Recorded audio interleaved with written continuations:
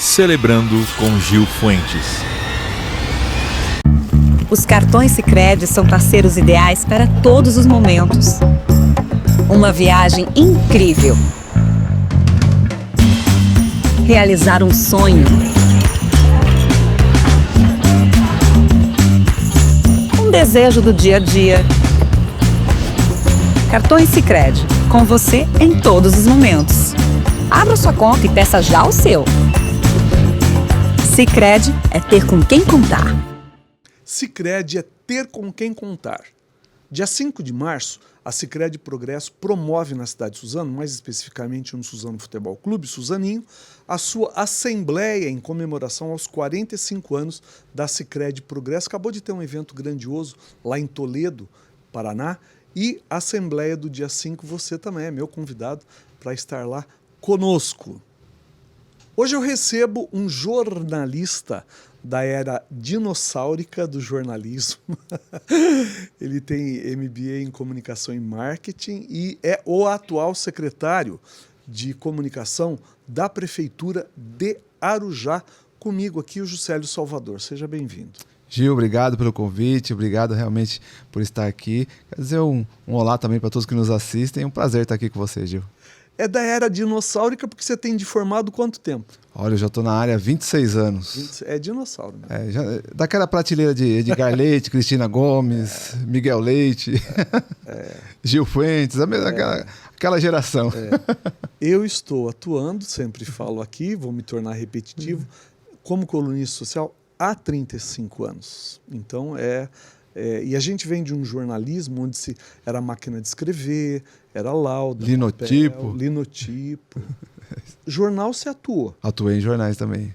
Quais? Eu cheguei a atuar um período no Lance, né? Como fui estagiário do jornal Lance, que era um jornal esportivo também.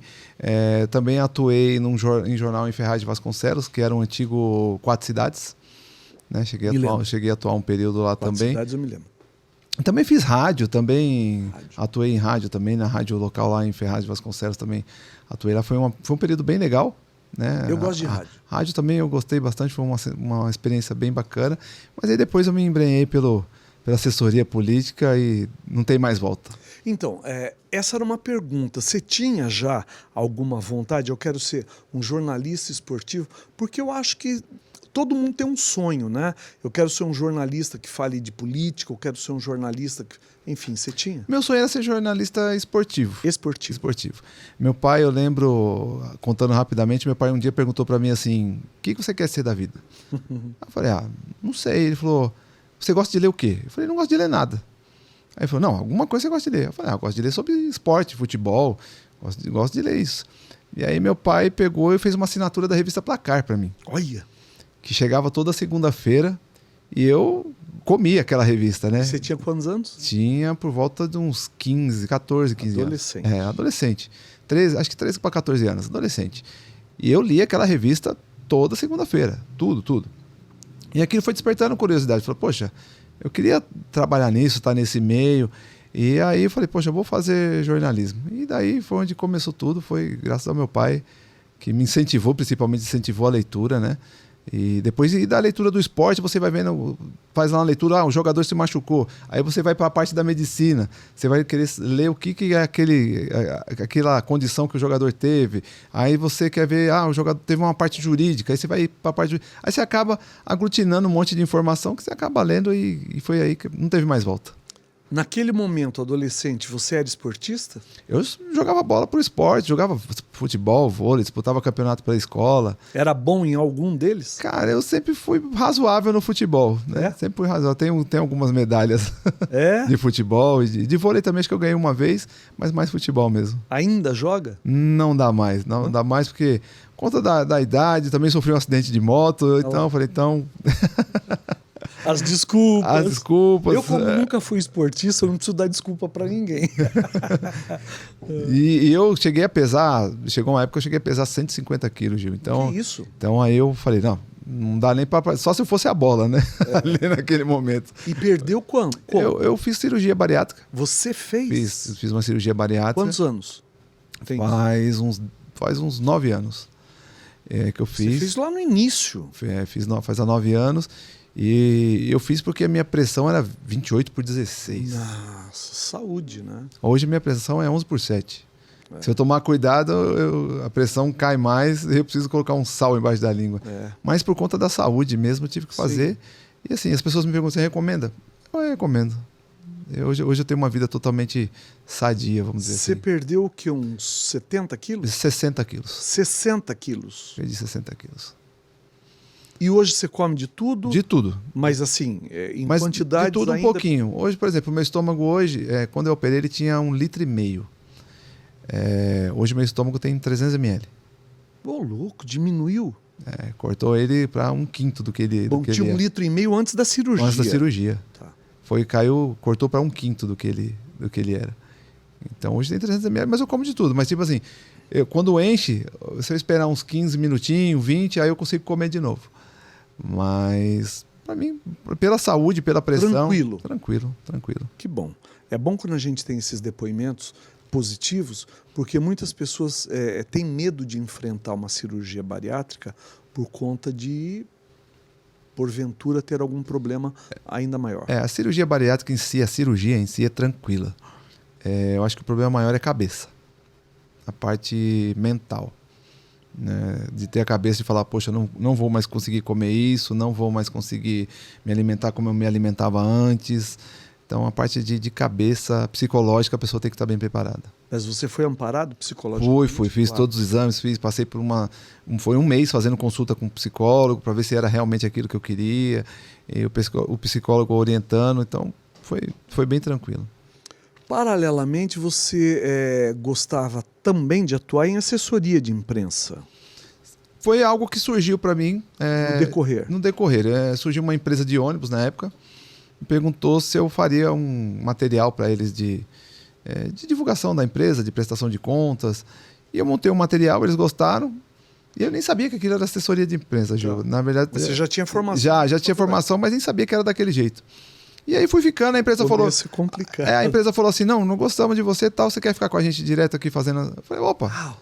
E aí foi onde eu fui pegando o jeito, e aí peguei o jeito da assessoria de imprensa. Até que um dia um político me procurou e falou, você quer... eu não tenho ninguém que cuida da minha comunicação, você gostaria de assumir? E aí foi onde eu peguei e estou aqui hoje, 20 e tantos anos depois.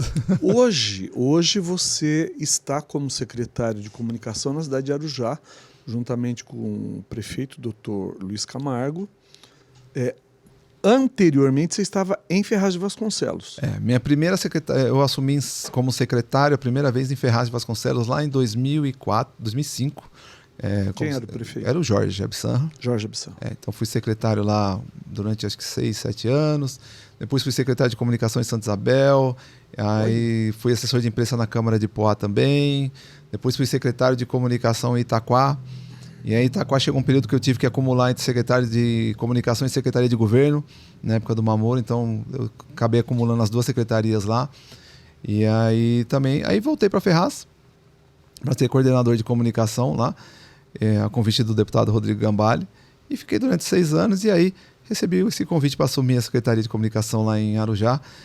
Foi uma proposta boa, uma proposta nova para mim, porque eu aceitei, porque sempre que eu assumi Secretaria de Comunicação na região, eu sempre assumi com terra arrasada.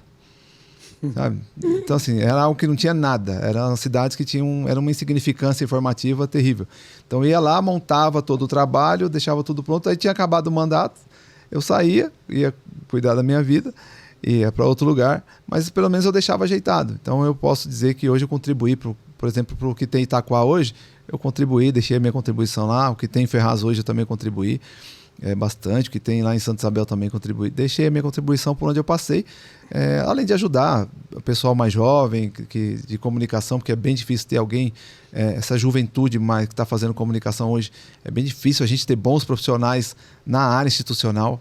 A gente sofre um pouco, quem trabalha assim na área institucional, de ter bons profissionais, mas hoje em Arujá eu peguei uma terra mais adubada. Um prefeito eleito com 94%, um prefeito que tem mais de 80% de aprovação, e eu chegar lá numa cidade onde as coisas estão acontecendo, você pegar já no meio do caminho, já andando bem, é um novo desafio para mim e eu estou gostando bastante. O doutor Camargo está empolgado, me deu carta branca para trabalhar e eu agradeço bastante. Agradeço bastante a Clau Camargo também, que tem dedo dela da minha ida para lá também. Então, que é uma grande pessoa, eu agradeço bastante e estou bem contente e estou fazendo um trabalho de organização lá. A Clau esteve aqui comigo já algumas vezes. Em dezembro, a Clau esteve sozinha. Eu havia convidado os dois para que os dois viessem aqui, porque eu falei, dificilmente um casal de prefeito e primeira-dama dá uma entrevista juntos, a não ser quando é uma solenidade oficial da própria cidade, ali da prefeitura. Eu tive alguns casais aqui de Salesópolis, de Suzano, enfim. E acabou que o Camargo não veio, mas a Clau veio. A Clau está sempre aqui. E eu tenho certeza que a Clau, como colocou o nome dela à disposição, é pré-candidata a deputada estadual. Falo sempre aqui, precisamos de mais representantes do Alto Tietê, tanto na Assembleia Legislativa do Estado de São Paulo, como na Câmara dos Deputados em Brasília, para que a gente possa ter uma representatividade ainda maior. Exatamente. Você vê hoje, nós somos a maior região do estado de São Paulo, com a maior quantidade de habitantes e eleitores. E se você pegar hoje a nossa região aqui, a gente tem menos que a região, por exemplo, do interior de São Paulo, a gente tem menos que a região daquela parte de Rio Preto, aquela região lá também, a gente tem menos representantes que lá. Né? Aquela região de Bauru, a gente tem menos representantes que lá. Então, assim, é importante. Então, mas por quê? Suzano, por exemplo, Suzano chegou a ter 2 deputados aqui, hoje não tem ninguém. Por quê? A minha pergunta é por quê? E por que mulher não vota em mulher? Isso eu não estou pedindo resposta para ninguém. É só uma reflexão. Tá? Não vem me crucificar e depois você for com aquelas mimizeiras dos infernos. É só uma reflexão. Por que mulher? Porque se mulher votasse mulher, nós teríamos 51% de mulheres eleitas em todas as... E não vota. Eu acho que tem que haver um engajamento maior das mulheres também. Eu acho também. Porque senão não teria nem necessidade dessa cota de 30%, né, das mulheres. Não deveria ter? Nem deveria ter. Porque assim, as mulheres tinham que, delas próprias, falar, vou me colocar à disposição, vou ajudar. É lógico que dentro do mundo político ainda existe muito machismo. Sim. Mas hoje elas já têm uma condição de se impor. Você vê hoje, por exemplo, a Clau, ela consegue se impor politicamente. Você tem, por exemplo, aqui a Larissa, aqui em Suzano, que não é candidata, mas é uma política, que ela se impõe, ela impõe as ideias dela. Então, assim, a gente precisa de mais mulheres. A gente tem só 2 prefeitas na região, entendeu? Em Ferraz e Mogi. Então, tem que haver realmente um número maior de participação das mulheres. E aí cai nessa questão de por que mulher não vota em mulher? Será que é por conta de vaidade? Não sei. Também não sei. Não sei por conta. Foi apenas uma reflexão, né, Juscelio? Por que não vota e por que não temos mais representantes? E lá em Arujá, a gente tem trabalhado para mostrar que o trabalho da Clau, principalmente, é muito próximo às mulheres. Sim. Então, a Clau tem uma grande aceitação perante as mulheres. Porque a Clau está lá... toda a rede de proteção à mulher foi a Clau que montou lá em Arujá. A parte de meio ambiente foi a Clau que lidera. Ela trouxe o livro dela. A parte de proteção animal é a Clau que lidera. Então, assim, ela tem uma grande inserção em assuntos sensíveis, que atingem principalmente as mulheres de Arujá. Então, por isso que eu acho que ela vai muito bem. A gente tem uma esperança aí que a Clau realmente possa alavancar e Arujá ter a sua primeira representante na Assembleia. Eu espero, torço e quero mais representantes do Alto Tietê nas 2 esferas. Por que não? Né? O deputado André do Prado, que é o presidente da Alesp, que é a Assembleia Legislativa do Estado de São Paulo, ele está sendo cotado para ser candidato a vice-governador do Tarcísio de Freitas. Olha que representatividade nós teremos ainda maior no Estado de São Paulo. E eu vi uma pesquisa hoje que o Tarcísio praticamente vai ganhar a eleição no primeiro turno. Tomara. Eu não sei quem são os outros, né? Então, assim, pela projeção que foi feita, o Tarcísio vai ganhar a eleição no primeiro turno. Então, assim, quem for o vice dele vai estar muito bem. Ele me surpreendeu, viu, José? E se for o André, melhor ainda para a nossa região, porque é um cara que tem um olhar para cá. Entendeu? É uma pessoa da casa. Entendeu? Agora você vai dar uma vice para um cara de fora, ele vai olhar pela região dele. E não está errado, não. Não está errado. Nós temos o Marcos Damasio, que é de Mogi das Cruzes, o Marco Bertaioli não é mais, né? E temos aí alguns bons pré-candidatos, como o próprio Rodrigo Axux também já deixou claro que é pré-candidato. Já pensou se a gente consegue uma representatividade maior para o Alto Tietê? O que vai ser Se isso? a gente fizer uns 5, 6 deputados aqui, aí na hora da votação o governador vai ter que ouvir os nossos pedidos, vai ter que ouvir as nossas necessidades. Entendeu? Cidade do interior de São Paulo, você conhece o interior de São Paulo, as cidades são tudo arrumadinhas já são tudo ajeitadinhas, mas consegue verba mais ainda porque tem representante. Aqui não, aqui a gente tem muito problema social ainda na nossa região, que seria amenizado se a gente tivesse representantes. Bom, você que chegou fresquinho lá na cidade de Arujá, você está lá o quê? 2 semanas. 2 Nem esquentou a cadeira ainda. Projetos está em elaboração para a Secretaria de Comunicação? Acho que o primeiro projeto lá é colocar a casa em ordem. Colocar a casa em ordem, é organizar. Isso não significa que não estava em ordem, é que cada um tem um jeito de trabalhar. Sim. É você implantar o seu método de trabalho, né? Quando eu falo em organização, é implantar um método de trabalho. Eu acho que eu tenho um método de trabalho de aproximar sempre a administração pública da população. Humanizar. Humanizar, eu acho que a palavra é essa, humanizar. E acabar com aquele negócio de que sempre foi feito assim. Eu acho que a frase sempre foi feito assim, ela destrói pessoas, carreiras e governos. Então, a gente tem que implantar algo novo. Você tem que ir lá fazer as pessoas acreditarem que aquele novo, aquela ideia nova realmente vai potencializar a administração, as carreiras deles e todo o trabalho que é feito pela prefeitura. Então, assim, hoje nós temos pessoas muito competentes na nossa comunicação hoje lá em Arujá. As pessoas que estão lá, que trabalharam lá, são pessoas que fizeram o Camargo ter uma vitória com 94% dos votos. Então, eles têm os méritos deles. Mas eu acho que dá para a gente ir mais além. Vamos mais além, organizar, mostrar para os secretários. Lá já fiz uma reunião com todos os secretários, falei como é que é a minha forma de trabalho, falei o que eu espero deles, o que eu quero deles, e foi muito bem aceito. A aceitação foi boa. A Cristina Gomes está com você? Não, a Cristina Gomes está em Ferraz. Está em Ferraz, perdão. A Cristina Gomes está em Ferraz. Ela está em Ferraz. A Cristina Gomes ficou no meu lugar. Lisandro vem aqui também. Lisandro virou secretário e a Cristina está no meu lugar lá como coordenadora. Eu tenho um livro da Cristina aqui também. Eu já confundi todas as coisas aqui, né? Ele era de Ferraz, a Cristina ficou no lugar dele. Quem está lá comigo é a Cláudia Irente. Cláudia Irente, conheço.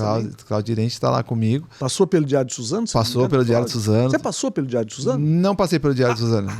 Só você que eu não acho passou. que não. Nessa época que eu iria para o Diário de Suzano foi onde eu peguei a assessoria da empresa e eu fiquei na empresa. Porque todo jornalista, não vou dizer antigo, mas todo jornalista com formação, a maioria que está atuando ainda hoje, passou por um grande órgão de imprensa como o Diário de Mogi, que já não existe mais fisicamente, né?